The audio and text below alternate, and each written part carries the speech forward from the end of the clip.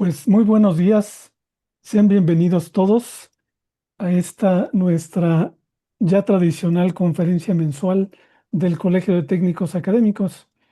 Antes que nada, pues los buenos deseos de inicio de año.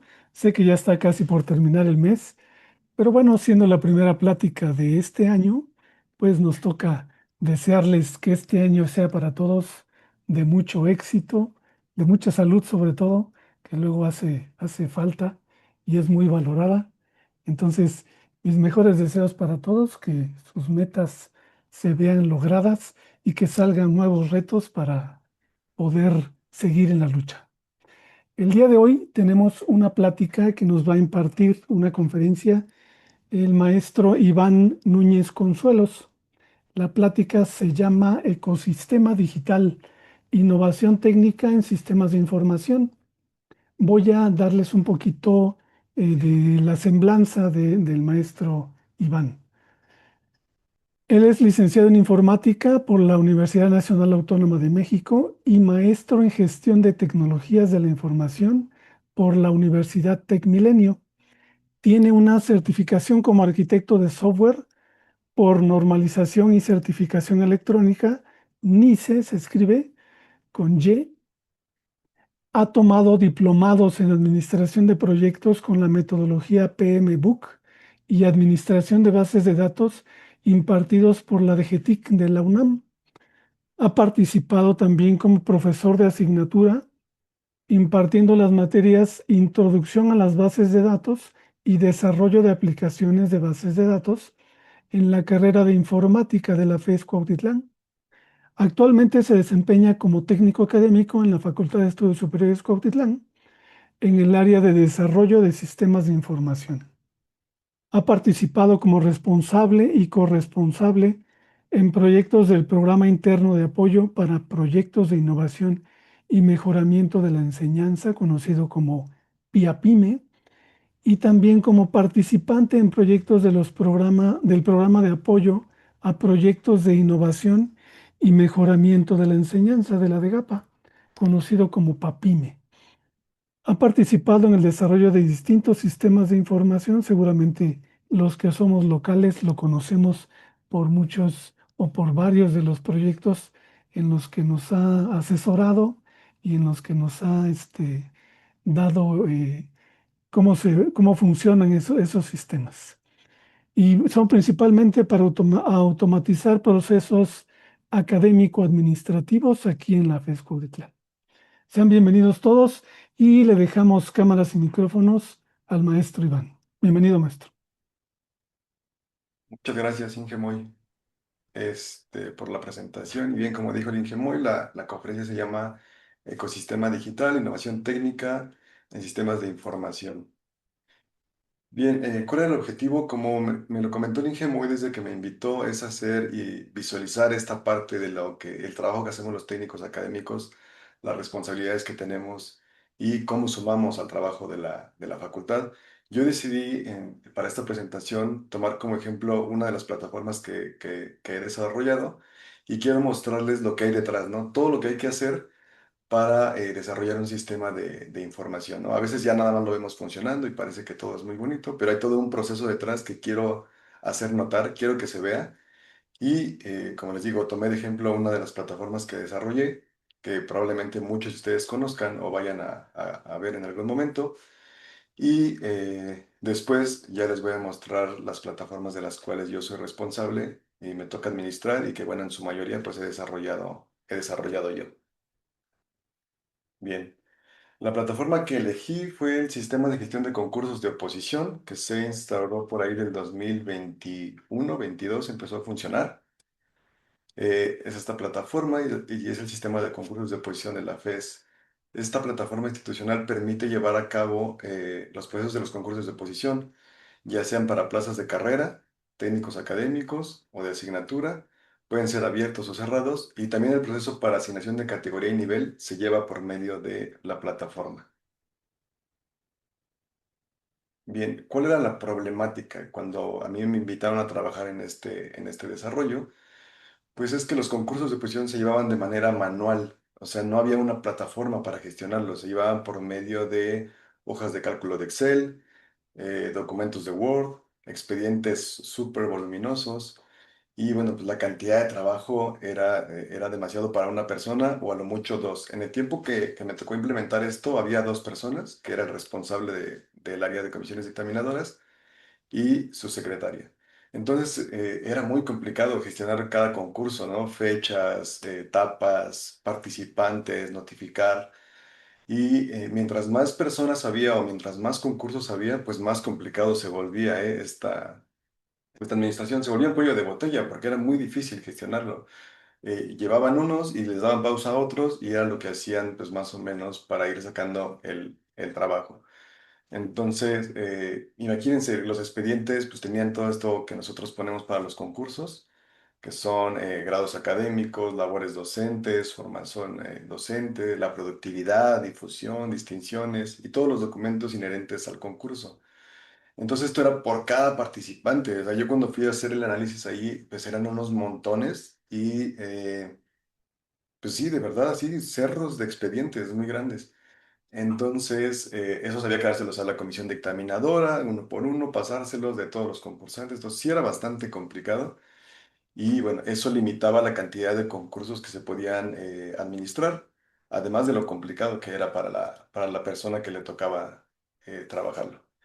Entonces, y pues ahí la solución que se propuso, pues fue crear precisamente una plataforma que permitiera administrar estos concursos, ¿no? Llevando el proceso a distancia y automatizado, ¿no? Hago énfasis en esto de a distancia porque previamente también todo era de manera presencial, ¿no? Si querías inscribirte, llevabas tus papeles y llegabas a la oficina de comisiones dictaminadoras. Cuando entregabas pruebas, todo el proceso tenías que asistir, tanto los participantes como los miembros de la comisión dictaminadora y el personal de ahí de comisiones dictaminadoras, lo que también lo hacía complejo porque había que ponerse de acuerdo para poder llevar a cabo una sesión. O sea, tenían que estar todos reunidos, no había forma. Un segundo.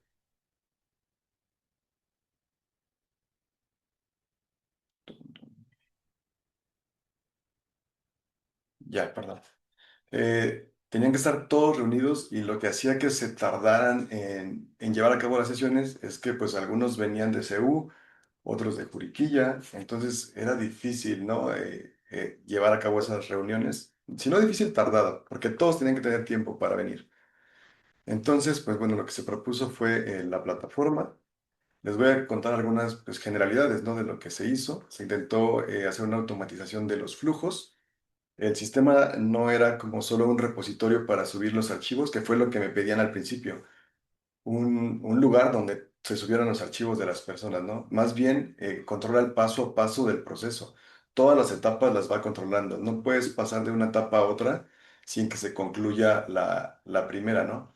Y parte de lo que le ayuda al administrador de ahí de comisiones es que él solo tiene que poner fechas. Por ejemplo, abre un concurso y pone la fecha de cierre. En ese momento él lo libera. De hecho, lo puede abrir días antes de que el concurso salga en Gaceta, porque nosotros conocemos cuando el concurso va a salir en Gaceta, lo sabemos previamente como administración. Y como ya sabemos que va a salir, se programa de alguna forma, se da de alta en el sistema el concurso y se deja pues ya previamente precargado y el día del concurso simplemente se activa en la plataforma, ¿no? Entonces tienes tiempo de dejarlo previo, pone una fecha para entregar documentos y pues la gente se empieza a inscribir, a subir sus documentos, firmar y cuando se cumple esa fecha, que son 15 días hábiles, si no mal recuerdo, el sistema se cierra de manera automática, ¿no? Entonces, este tipo de cosas le ayudan mucho a tener muchos concursos abiertos al mismo tiempo, porque no tiene que estar cuidando, abriendo y cerrando fechas para cada concurso. Él simplemente los programa, los deja y pues ya el sistema se encarga de permitir o no permitir que se carguen o no documentos o se hagan diferentes procesos según los tiempos, ¿no? Entonces, eso ayuda bastante. Los oficios se los genera de manera automática. Aquí reduce el tiempo, tiempos y errores, ¿no? Porque ya el oficio está precargado con todos los datos de los concursos. Según los oficios que se generen en cada etapa, ya están. Solo hay que poner el texto y el sistema se encarga de poner todo lo demás, tanto formato como los datos, ¿no? Bien, para la solución técnica se implementó, o, trabajé con Java, que es bueno, una plataforma muy, muy robusta para desarrollo. De hecho, está en miles de dispositivos. Seguramente todos los celulares en alguna aplicación usan Java. Y para la implementación de la base de datos se usó Postgres SQL, que es libre, no hay que pagar derechos. Hace muchos años, tal vez el Inge Moy se acuerde o algunos lo estaban, se usaban sistemas manejadores de base de datos que se pagaban, se tenían que pagar anualmente y era un dineral, era mucho dinero, ¿no? Afortunadamente ya hay aquí open source y podemos usar este tipo de software sin tener que pagar y son pues muy, muy potentes. Y más que nada, pues aquí la utilidad era no la parte técnica, ¿no? Sino el diseño. Hay que tener mucho cuidado en el diseño para que pues la base de datos funcionara como esperábamos. Bien, en seguridad, pues bueno, se implementaron protocolos o backhouse para asegurar que los datos siempre estén disponibles, ¿no? Siempre, cuando estamos trabajando con servidores, pues a fin de cuentas son lo que nosotros llamamos acá en cómputo, pues son fierros, ¿no? Y tienen un tiempo de vida pues ya establecido, ¿no? Entonces, una vez que se cumple, pues pueden empezar a tener fallos o simplemente no encender al otro día. Entonces, lo que he hecho pues, es tener protocolos para tener esta información resguardada y pues perder lo menos que se pueda de información en caso de una contingencia para poder restablecer a un punto pues, relativamente corto, ¿no? Y se pierda muy, muy poca información. Eso es con respecto a respaldos.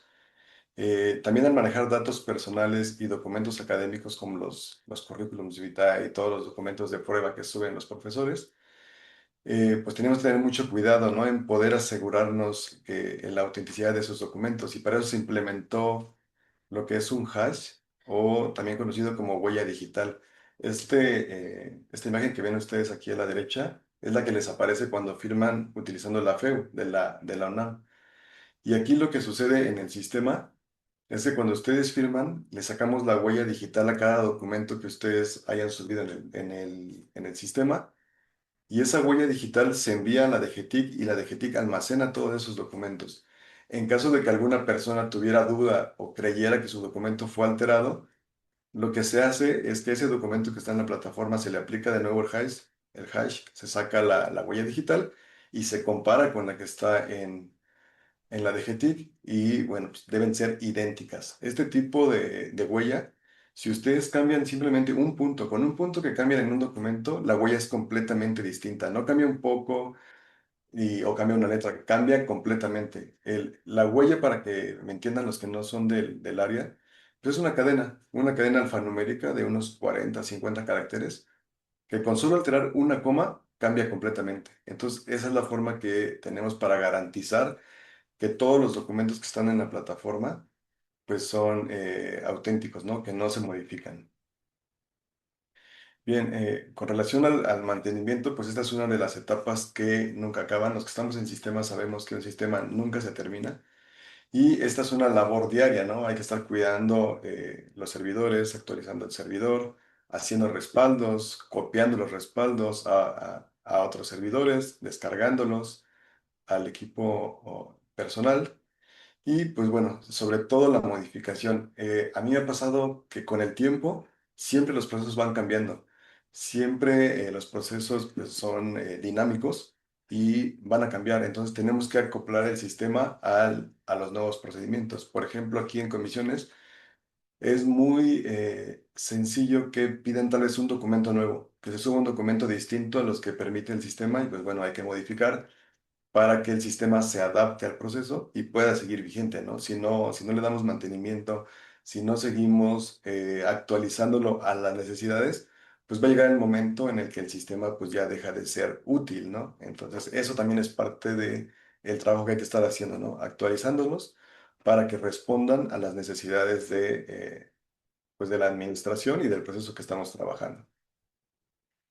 Bien, ahora les voy a contar, a ver si esta parte de las etapas que hay que llevar a cabo para desarrollar un sistema, lo que les decía, lo que hay detrás del sistema, ¿no? Yo lo trabajo en cuatro etapas. Aquí en software se conoce como modelo de cascada y se usa cuando más o menos tienes conocimiento de lo que vas a hacer, ¿no? Aquí yo he tenido la fortuna de que al trabajar en la facultad, pues conoces, ¿no? Te empapas del proceso y ya no estás en cero. Entonces, este modelo tiene cuatro etapas que son el análisis, diseño, implementación y mantenimiento. Estos son los que hay que llevar a cabo cada que se lleva una implementación. Les voy a contar muy breve qué se hace en cada etapa. Análisis.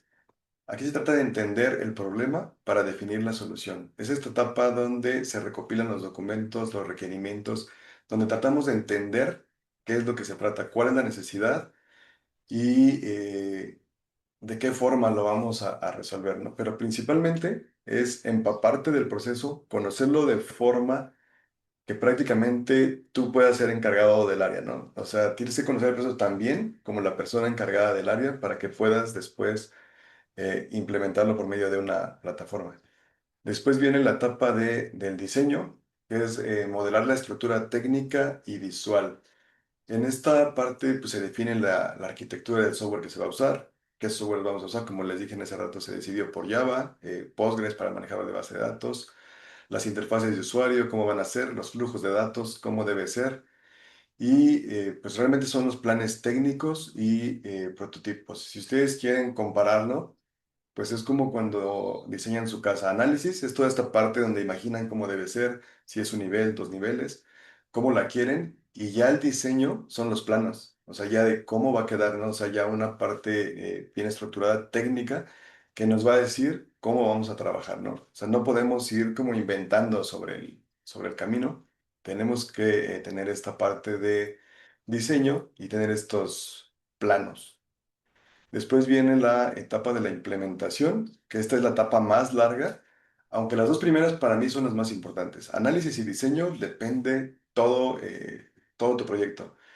Si estas dos etapas no son hechas con el debido tiempo y la conciencia, pues y la implementación y el mantenimiento nunca van a llegar a funcionar, porque corres el riesgo de no entender lo que la persona quiere, ¿no? Entonces hay que dedicarle mucho tiempo a análisis y diseño para pasar a la implementación, que a pesar de que es la etapa más larga, porque aquí ya viene el código, ya traducimos todos esos diseños a código, ¿no? Por ejemplo, si estamos hablando de base de datos, empezamos con el diseño entidad-relación, luego pasas al diseño lógico-relacional y al final el diseño físico.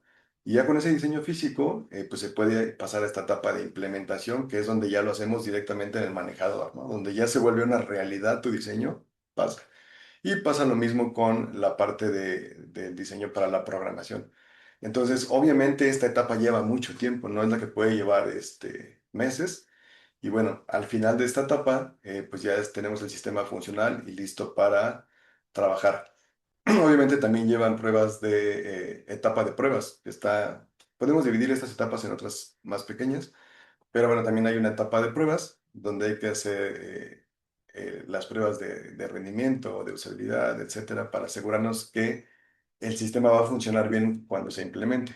Aunque por experiencia les digo que a final de cuentas siempre sale algo, ¿no? Cuando ya lo implementas, que mientras mejor hagas tus etapas previas, menos fallas vas a encontrar, pero pues siempre puedes encontrar cosas que haya que corregirse, ¿no? Y por último, esta etapa de mantenimiento, ¿no? Que ya es la evolución y el soporte continuo, lo que les decía, tenemos que estar haciendo correcciones, adaptar el sistema, mejorarlo, cambiarlo, sacar nuevos reportes, nuevos resúmenes, lo que sea, que vaya requiriendo el proceso y conforme el proceso se vaya adaptando. Entonces, todas estas etapas hay que llevarlas a cabo, pero al final de cuentas, la de mantenimiento es la que pues permanece.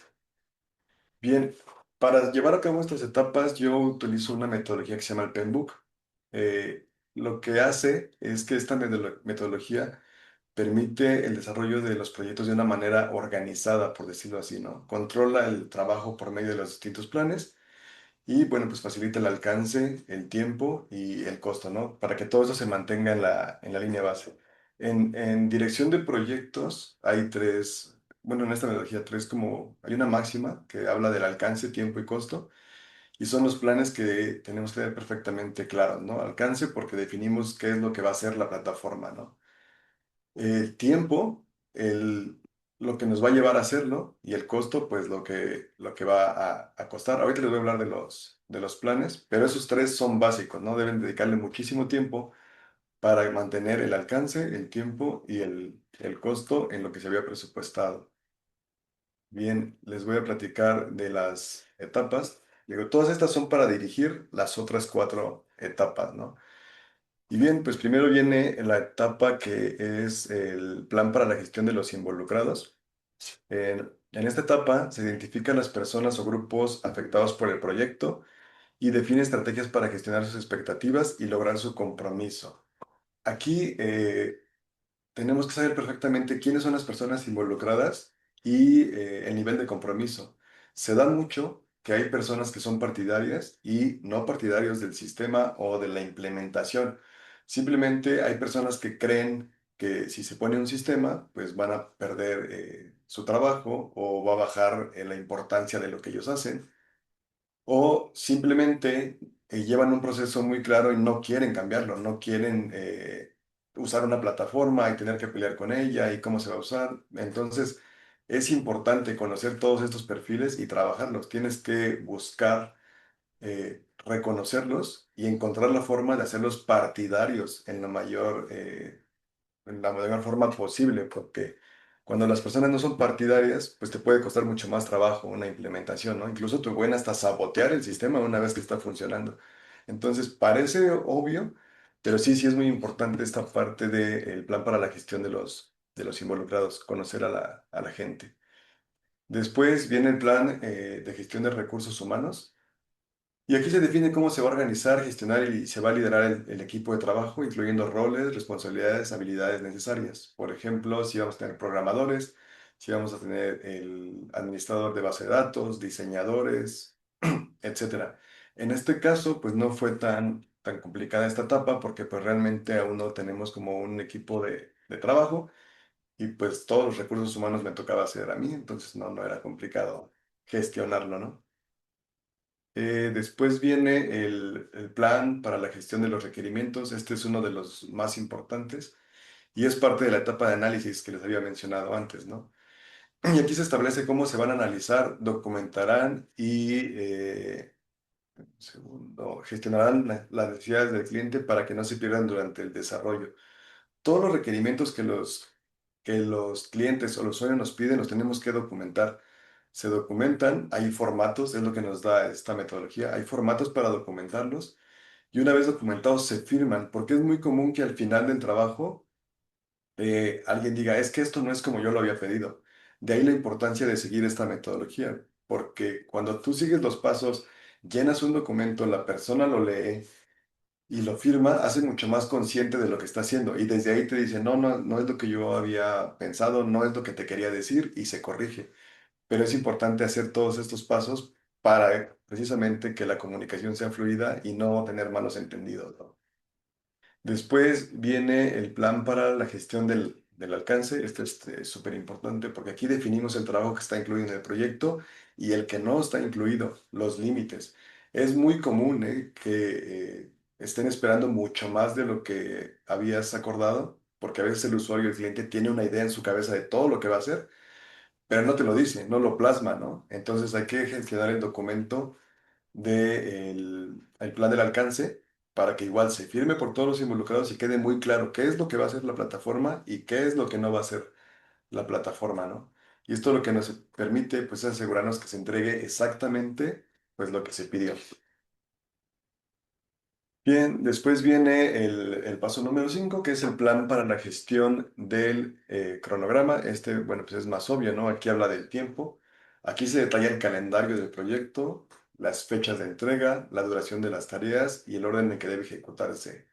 Se trabaja generalmente con algo que se llama WS y es como una matriz donde existen diferentes niveles. Tú pones los niveles de arriba, por ejemplo, 5 módulos y ellos se dividen en submódulos y después al último en submódulos hasta donde haga falta llegar. Después a cada uno de esos módulos se le asigna una persona, o sea, un recurso, se le asigna una fecha probable de duración y al final con la suma de todo ese trabajo pues podemos saber más o menos el tiempo que va a durar el proyecto, ¿no? Pero es importante desarrollar todo esto que les digo para que tú puedas tener un tiempo aproximado basado en tu WS, ¿no? No simplemente en calcular que puedes aventarte uno, 2 meses, tres, seis, sino hacer todo el trabajo previo para poder estimar lo que es el tiempo. Y obviamente pues se utilizan ahí diagramas de Gantt, Project y este tipo de softwares para ayudarte. Iba a poner aquí una imagen, pero se veía muy feo. El paso 6 es el plan para la gestión de los riesgos. Aquí se trata de identificar eventos que podrían afectar al proyecto y planificar una respuesta para minimizar las amenazas, ¿no? Siempre hay riesgos. Por ejemplo, aquí puede haber uno muy común, es paro, que no te dejen trabajar, que te saquen. Y bueno, a veces es mejor llevar el proyecto en la nube utilizando software que no tiene que estar instalado en tu máquina, es Git o GitHub. Y bueno, de esta forma evitas, ¿no? que te paren, que dejes de trabajar. Y como esos puede haber muchos, entonces la importancia es reconocer los riesgos y tratar de buscar un plan para responder a los mismos sin que te afecte, ¿no? en el proyecto. Después viene el plan para la gestión de los costos. Aquí, bueno, no hay que hacer un plan como tal, porque pues, realmente no se cobra como si fuera un cliente externo, pero bueno, es importante conocerlo.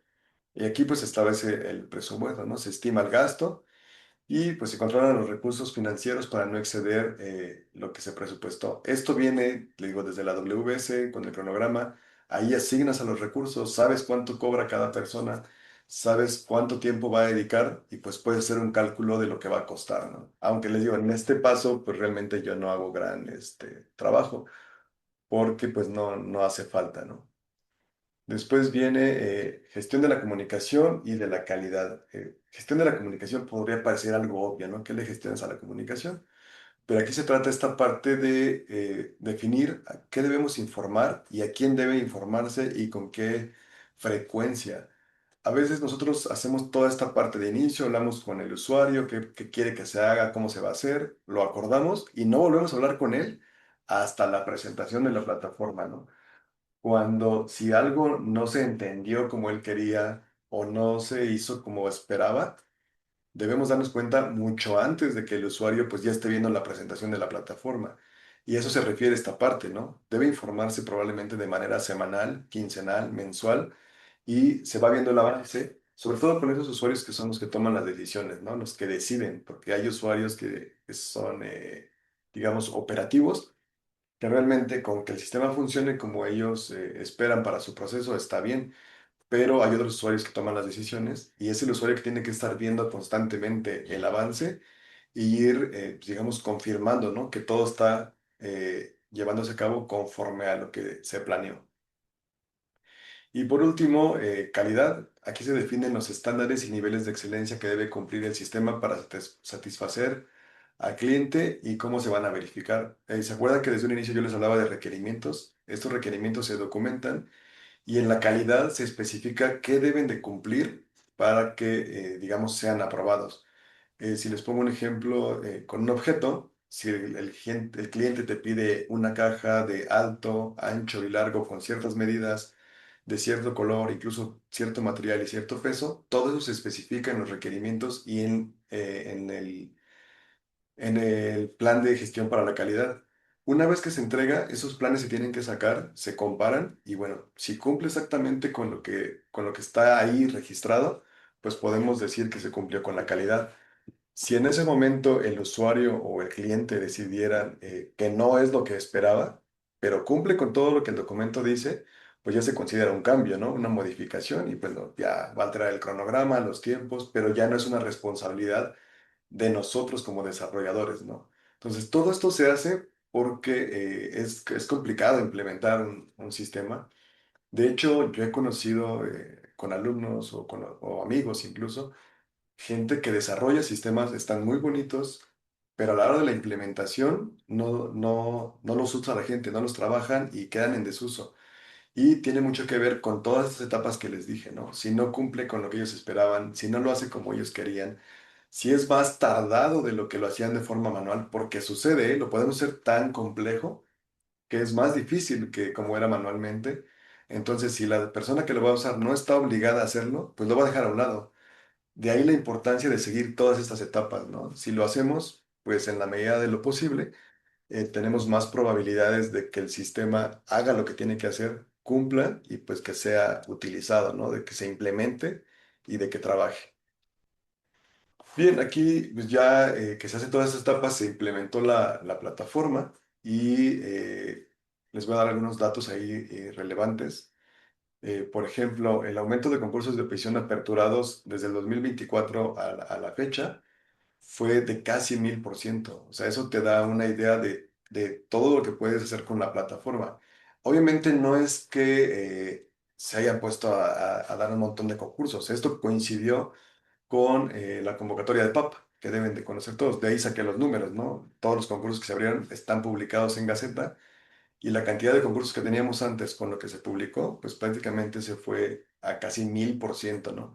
La ventaja es que la persona encargada de comisiones dictaminadoras, pues puede gestionarlos. O sea, es muchísimo trabajo, pero puede gestionarlos. Tantos concursos como salgan, él los puede gestionar. En ese momento se subieron aproximadamente 34,000 documentos entregados en la plataforma y se inscribieron aproximadamente 3000 profesores, ¿no? Podemos decir que esta fue la prueba de fuego para el sistema, para ver que podía funcionar a gran escala, porque realmente el flujo de concursos de oposición no es tan grande.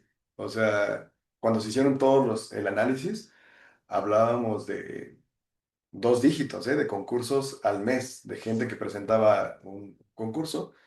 Entonces realmente no se esperaba una carga tan fuerte, ¿no? A final de cuentas el sistema se diseña para uno o para 1000 casos, ¿no? No se diseña para unos cuantos. Si funciona para uno, debe funcionar para 1000 y afortunadamente pues todo se hizo de manera correcta pues funcionó. Una vez que se implementa y ya estamos en estos niveles, pues ya aquí viene la responsabilidad de nosotros, ¿no? O de los técnicos porque es nuestra responsabilidad que esto siga trabajando, que esto siga funcionando y que, como les dije, que no se pierda información, que en el caso de una contingencia, pues podamos recuperar todo y perder unas cuantas horas probablemente, ¿no? De información. Y pues bueno, esto es lo que hemos trabajado. Bien, ese fue el ejemplo con una plataforma de todo lo que hay detrás de desarrollar un sistema y hasta su implementación y luego la responsabilidad que involucra. Y de aquí, pues ya les voy a contar un poco de los sistemas que me toca administrar. El primero es SAFES, que es el sistema de asignaciones de la facultad. Este sistema lo desarrollé con otras personas porque estoy prácticamente desde el inicio. Ya después se entregó el sistema y se quedó prácticamente a mi cargo y pues bueno, del 100% yo creo que el 60% de lo que hace Safes me ha tocado programarlo y la otra parte que es como su motor, pues sí, sí lo hice junto con otros compañeros de aquí de la facultad, unos que ya no están aquí, están en otras universidades, pero bueno.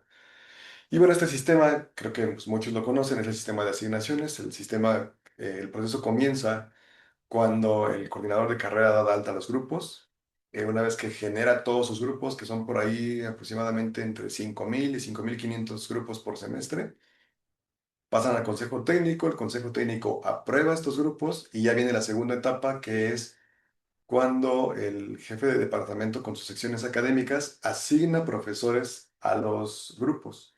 Una vez que ellos cumplen con este trabajo, todos esos grupos se proponen a USAPA, que es la que se encarga de verificar que todas las asignaciones cumplan con el estatuto del personal académico. Prácticamente es la función básica, que cumplan con el estatuto, que no rebasen los máximos, que no bajen de los mínimos de docencia a los profesores, no más de 40 horas a la semana. Y mucho de esto, muchas de esas reglas, el sistema las detecta, ¿no? A veces te deja pasar, pero avisa en USAPA, ¿no? El profesor tiene más de 8 horas al día y hay que dar un permiso o saber. Después de que se hace esta asignación, que USAPA aprueba el nombramiento con la asignación de los profesores, se propone al consejo.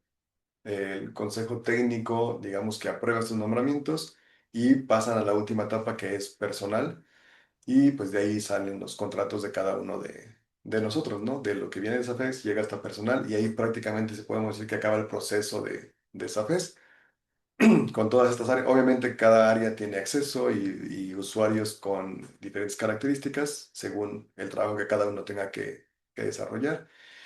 Y pues bueno, igual que todos, ¿no? Los mantenimientos, los respaldos, las modificaciones. las migraciones. Por ejemplo, en este se ocupa que cada semestre hacemos o me toca hacer una migración de grupo de los 5,000 que les digo, para que los coordinadores pues ya evalúen lo que está, la copia y simplemente quiten los grupos que están de más o abran grupos nuevos, pues siempre con la intención de satisfacer las necesidades de los alumnos de este semestre, ¿no? Pero es mucho más fácil ya nada más modificar un poco a tener que volver a cargar, no sé, 400 grupos, ¿no? De una carrera como, creo que son más, ¿eh? Pero bueno, como veterinaria.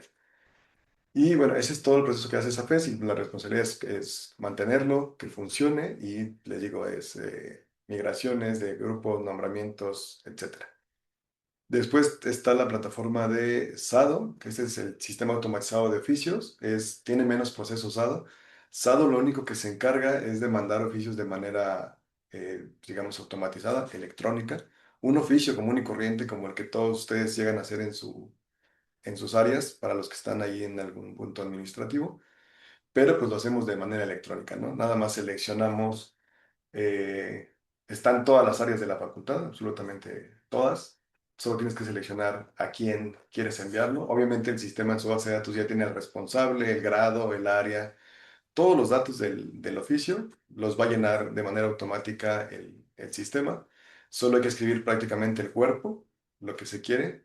Y bueno, pues se puede enviar a una persona, se puede enviar a toda la facultad, se puede enviar a una persona con copia a otras personas. Funciona exactamente igual que un oficio físico y esa era la idea, ¿no? Obviamente lo que hace pues que se ahorra muchísimo tiempo, se ahorra papel y recursos, ¿no? Por ejemplo, la gente de campo uno cuando mandaba oficios a todas las áreas administrativas de campo 4 pues tenía que venir, tenía que traerlos, ¿no? Por medio de SADO, pues simplemente lo redacta, selecciona las áreas que quiere de la facultad y lo envía, ¿no?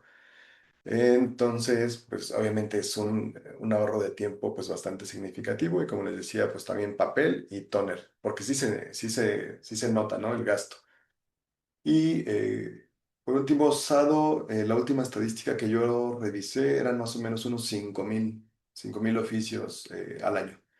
No sé últimamente cuántos tenga, pero era un promedio, ¿no? De 5,000 oficios al año, contando las copias que se envían.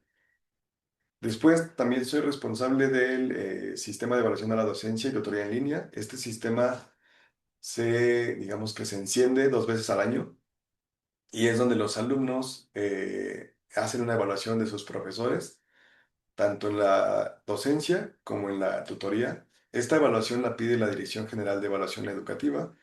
Y bueno, una vez que hacemos todo el proceso de evaluación, por ahí se sacan alrededor de unas 30,000 evaluaciones. No, no recuerdo, no he visto la última estadística. Pero bueno, se evalúan a todos los profesores. Los 17,000 alumnos tienen acceso, les damos acceso a todos. Y bueno, pues allá se encargan de hacer su evaluación. Después de que se evalúa, se descarga la base de datos, se trabajan los datos y se mandan como la Dirección General de Evaluación Educativa los requiere para hacer su estadística. Y ya es como nos mandan los resultados que llegan ahí a USAPA. Y bueno, pues probablemente muchos de nosotros pues no damos clase, ¿no? Pero los profesores de asignatura y de carrera sí reciben su evaluación o pueden pedirla en USAPA, que a veces es bueno para los informes. Ese es otro. Y bueno, el que les presenté ahorita, el sistema de comisiones dictaminadoras, es parte de lo que es GEFES.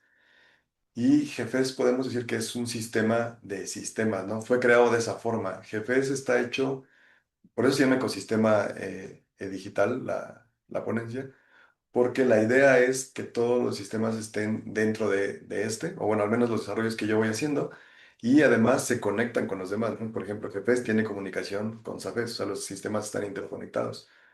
Y dentro de este, los englobo todos, pero son como subsistemas, son sistemas separados, ¿no?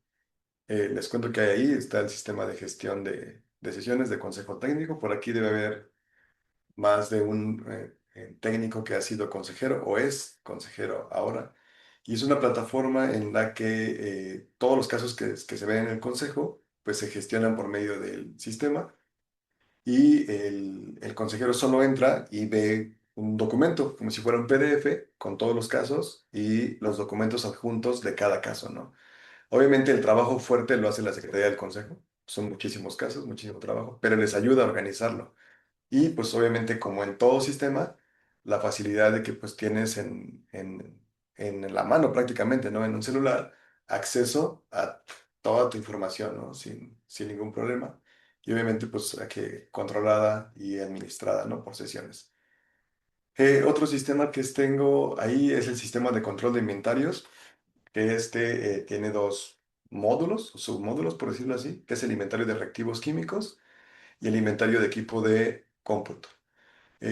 Algo que nos permite hacer esto, por ejemplo, este de reactivos químicos nació porque se desperdiciaban muchos reactivos.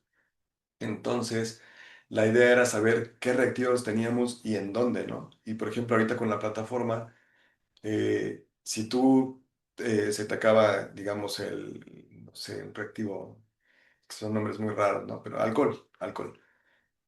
Tú puedes checar en la plataforma como jefe de departamento o cualquier persona que tenga acceso a inventario el reactivo. Buscas alcohol y te va a decir en qué lugar de la plataforma, de la facultad hay alcohol y en qué cantidad. Esto lo que hace es que antes de comprar tú puedas decidir si puedes pedirle a otra área alcohol y que te lo done. El sistema te permite hacer la donación y pues bueno, se optimizan los recursos, ¿no? Porque ese alcohol podía durar años en otra área y al final, no sé si el alcohol caduque, ¿no? Pero otros reactivos sí acababan tirándose. Entonces, la idea era eficientar el recurso, ¿no? No perder reactivos que teníamos por kilos en otra área y en esta área pues necesitábamos el reactivo, ¿no? Entonces, eso es lo que permite hacer la plataforma. Obviamente, cada que tú compras, pues te permite hacer un alta y te lo suma a tu inventario. Cada fin de semestre o depende el laboratorio, puedes hacer tus bajas y pues ya el sistema de manera automática va actualizando tu inventario, ¿no? En equipos de cómputos es algo similar, tú generas salas y en las salas puedes dar de alta los equipos, pueden ser salas o áreas. Aquí la ventaja de esta plataforma está construida de forma que el inventario lo podemos hacer muchas personas. O sea, es como un pequeño ejército de personas sumando al inventario, ¿no? Por ejemplo, a mí me pueden hacer responsable de un área que es una oficina con 10 equipos y yo me encargo de cargar esos 10 equipos. Porque hacer esa tarea de inventariar todo lo que está en la facultad, digamos una persona, dos o un equipo, es prácticamente imposible. Yo platiqué con la gente de inventarios o gente que tuvo que ver con inventarios en la parte de análisis de aquí de la facultad. Entonces, cuando intentaban hacer un inventario, iban recorriendo áreas, pero la facultad es tan grande que cuando iban al 40% ya había nuevos equipos en las áreas que ya habían pasado. Entonces, es muy complejo. Aquí la ventaja de la plataforma es que está creada de esa forma, que pues tienes ahí un equipo, como decía, no, yo lo veo así como un ejército de gente que puede hacer el inventario, entonces podemos hacerlo de forma muy práctica y pues bueno, rápida de alguna forma, ¿no? La otra plataforma es el sistema de comisiones dictaminadoras, que pues, ya les conté cómo trabaja. Después viene el sistema de informe de profesores de carrera y técnicos académicos, que ese pues sí lo deben de conocer la mayoría de ustedes, porque todos tenemos que informar. Y bueno, pues este sistema es muy similar al del sistema de informes de profesores de asignatura, pero a la vez es muy distinto, ¿no? Fue muy complicado porque el sistema de informes de profesores de carrera y técnicos tenemos diferencias, no informamos lo mismo. Además, ese fue el primer reto, pero bueno, pues, el sistema se adapta, ¿no? Reconoce si eres técnico o si eres profesor de carrera y es el menú que tú ves y las opciones que tú tienes. Pero cuando se implementó el sistema de informes de profesores de asignatura, aquí hay un cambio radical, porque el informe de profesores de carrera es anual y el de profesores de asignatura es semestral. Entonces eso lo hace mucho más complejo, ¿no? Por eso es como otra plataforma aquí dentro, pero a fin de cuentas están juntas y pueden convivir y toman información una de la otra, ¿no? También aquí hubo retos muy interesantes o complicados porque hay técnicos académicos que también son profesores de asignatura y hay profesores de carrera que también son profesores de asignatura al mismo tiempo, ¿no? Entonces el reto era que el sistema tiene que saber si eres técnico, profesor de asignatura o profesor de carrera, o si eres ambas cosas al mismo tiempo y permitirte hacer tu informe según el rol que tienes, ¿no? Entonces sí es complicado. Y bueno, al final de cuentas, pues hay que hacer todos los procesos que les comenté para desarrollar cada uno de estos y después mantener cada uno de estos, ¿no? Darle atención a usuarios, modificaciones, actualizaciones y sobre todo, como les digo, una vez que ya está implementado y que ya la cantidad de información o la dependencia del proceso eh, va sobre la plataforma, pues es mucha responsabilidad la que tenemos nosotros como técnicos, ¿no? Nos toca hacer que esto funcione y que esté siempre respaldado y listo, ¿no? Pues prácticamente las 24/7 y pues eso es lo que nos toca hacer y lo que hacemos como técnicos académicos, ¿no? Y bien, ya por último, este último año ya he empezado a trabajar en proyectos académicos que son con otros profesores de carreras, de carrera en la materia de diseño de sistemas de información. Y aquí lo que se ha hecho es trabajar con alumnos para implementar plataformas. Aquí lo que me toca prácticamente es trabajar en las dos primeras etapas, que es análisis y diseño. Todo el análisis lo hacemos juntos. Los diseños, el diseño de la base de datos, cómo va a funcionar el sistema se hace junto con un grupo de alumnos, aproximadamente 6 7 alumnos. Y ya las etapas de implementación y mantenimiento es donde ellos entran, ¿no? Aquí, este semestre trabajamos, o el año pasado, el sistema de inscripciones al centro de cómputo, que realmente pues es trabajo de alumnos, pero pues ahí también nos sumamos con el trabajo como técnicos, pues para coacharlos, ¿no? Porque a fin de cuentas los alumnos son muy buenos, pero pues sí necesitan de la guía o de experiencia en ciertos temas para que funcione como debería, ¿no? Y el segundo es un simulador de matemáticas financieras. Y bueno, este proyecto sí de plano es para la materia de matemáticas financieras, precisamente. Y bueno, estas dos plataformas se implementaron. Aquí el trabajo, pues igual, es mantenerlas activas. Obviamente los alumnos son de séptimo semestre. Nos queda un año más aproximadamente con ellos. Y en cuanto ellos lo dejen, pues ya ahí me toca de plano ser responsable de esto, ¿no? De que siga trabajando, de entender. Obviamente son metodologías distintas. Por ejemplo, este que está acá, el de la izquierda es Python y el de la derecha es PHP.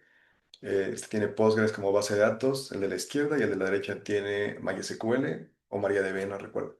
Pero bueno, pues ahí entra de nuevo nuestro rol, ¿no? El trabajo como técnico de que una vez que ya los alumnos que desarrollaron no están, yo sé perfectamente cómo funcionan porque estoy en análisis y diseño, pero ya en implementación, pues ya toca trabajar, ¿no? Toca sentarse, toca dedicarle unas cuantas horas y pues obviamente cuando se pida un cambio o se necesite un mantenimiento, pues hay que hacerlo y pues es parte de lo que nos va a tocar también ya trabajar.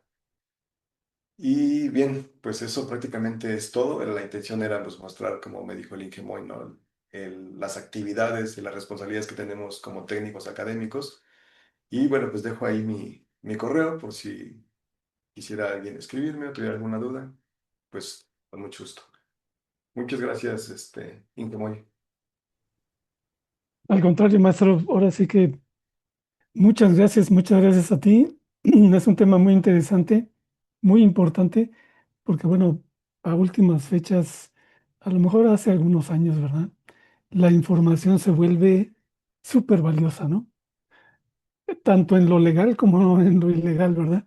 Este, para la gente que quiere hacer algún truco por ahí para salir beneficiado, pues se puede valer de la información que le venden, ¿verdad? En los mercados negros.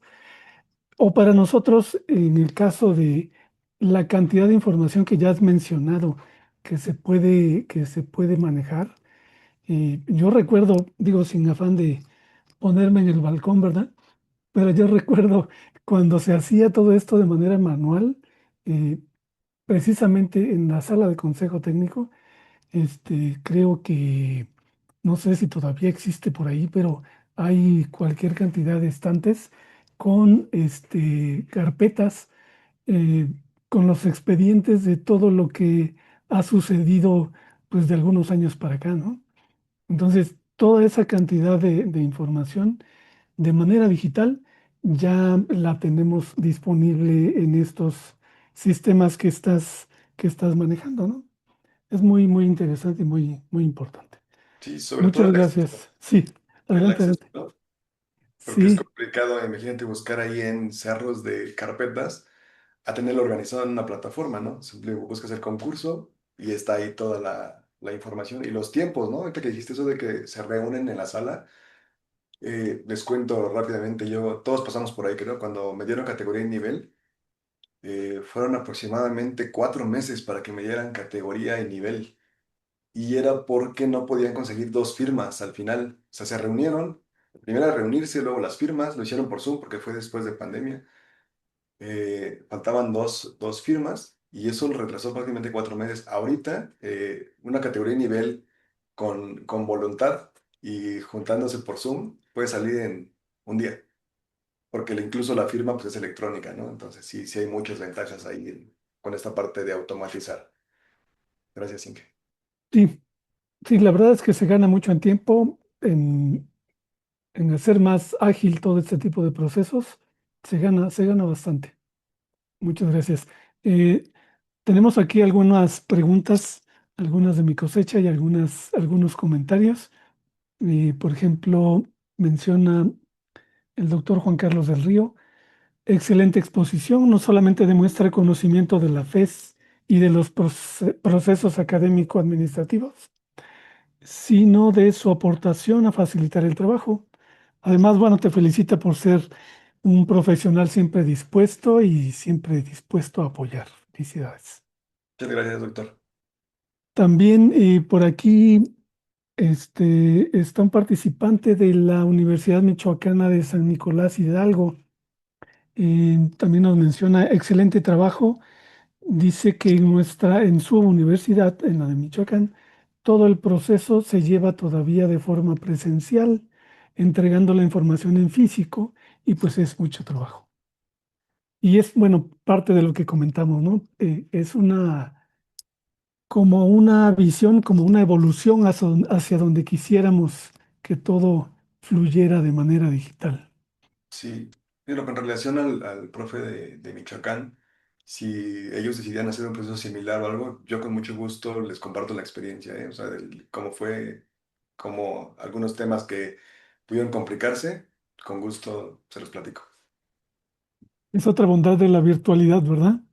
Que podamos acercarnos y compartir experiencias con más personas de otras ubicaciones. Bien, algunas de las preguntas que se me ocurren son, ¿este tipo de sistemas precisamente se utiliza también en otras dependencias en la UNAM? ¿Conoces algo de eso? Sí, sí, sí, sí. De hecho, bueno, al menos el de concursos, sí hay en otras dependencias. Que yo sepa, había dos más por ahí, uno de la Facultad de Administración y el otro no recuerdo de dónde, pero vi la presentación de uno de ellos. De hecho, fue casi al mismo tiempo, pero sí, sí hay uno o dos más por ahí. O probablemente ya haya más, no lo sé, pero sí, sí hay. Cada una empieza a desarrollar. Obviamente, como es complicado el proceso, pues buscan la forma de desarrollar sus propios sistemas.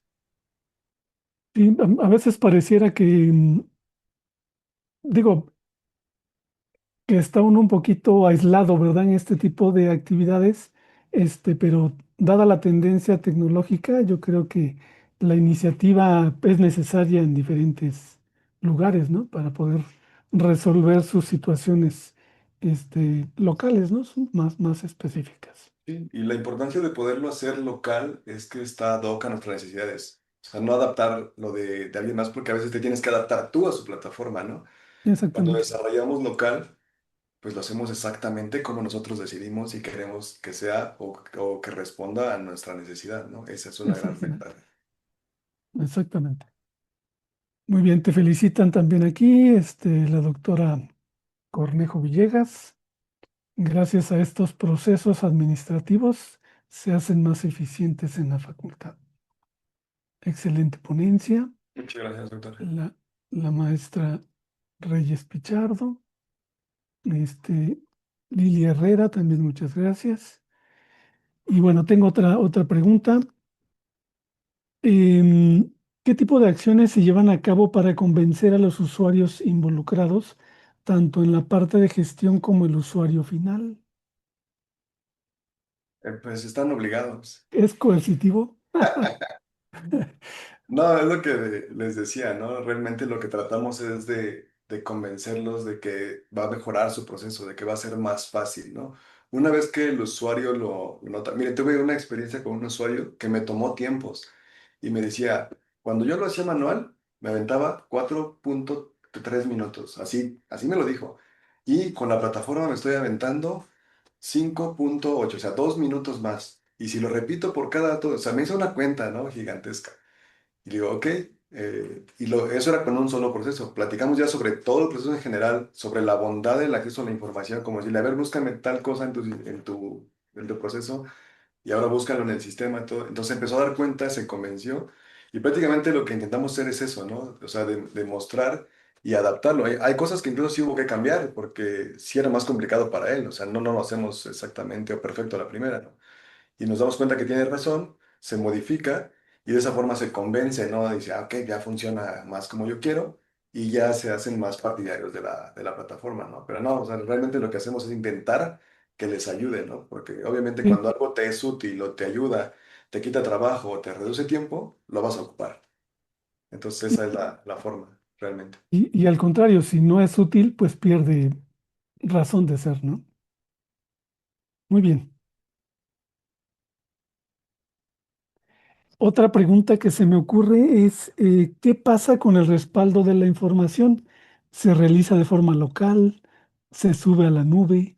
¿O de qué forma se gestiona? Esa es una anécdota ahí, ¿no? De que a veces respaldamos la información en el mismo servidor que se apaga, ¿no? ¿Dónde está el respaldo? En el mismo servidor estaba. No, no, obviamente no. Aquí el procedimiento es, yo hago respaldo, se migra, se manda a otro servidor y después periódicamente yo lo bajo a mi equipo y en mi equipo la carpeta en donde baja está ligado a la nube. Entonces sí hay varios, o sea, sí hay varios.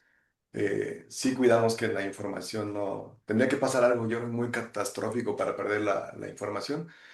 Y puede suceder, ¿eh? O sea, no voy a decir nunca va a pasar, ¿no? Puede suceder, pero intentamos, ¿no? O sea, hacer los procesos necesarios para que no pase. O sea, de que se hacen, se hacen, ¿no? O sea, sí se le da la seriedad que se necesita y el compromiso, sobre todo, ¿no? De, como les decía en un inicio, es la responsabilidad de nosotros, ¿no? Como técnicos académicos, ¿no? Entonces sí lo hacemos.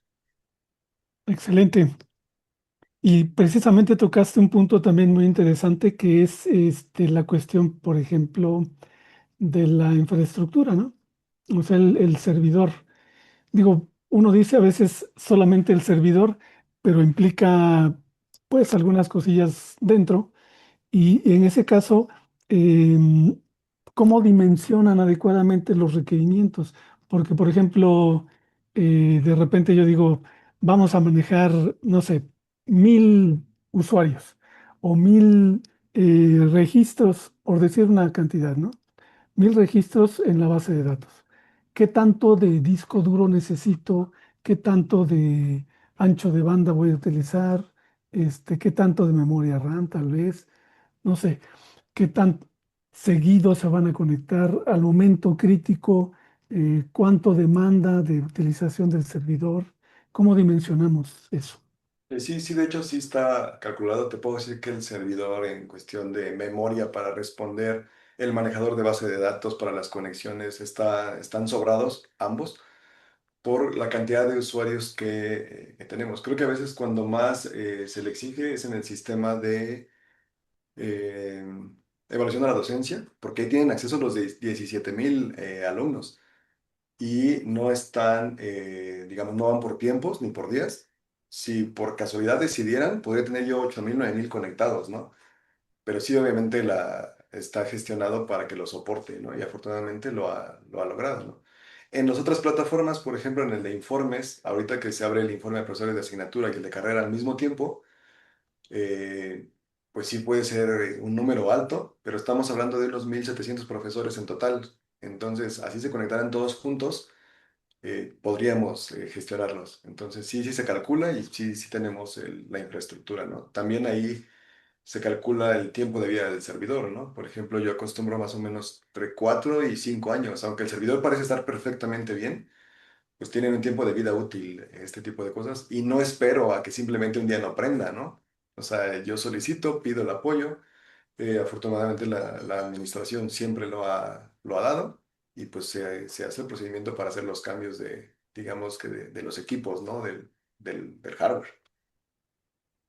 Y precisamente eso es algo que nosotros como usuarios en la pantalla de nuestra compu, pues no lo notamos, ¿verdad? Simplemente el sistema reacciona, responde a lo que le pedimos, nos deja hacer la tarea, pero no sabemos cómo se encuentra allá donde está ubicado físicamente el equipo, ¿no?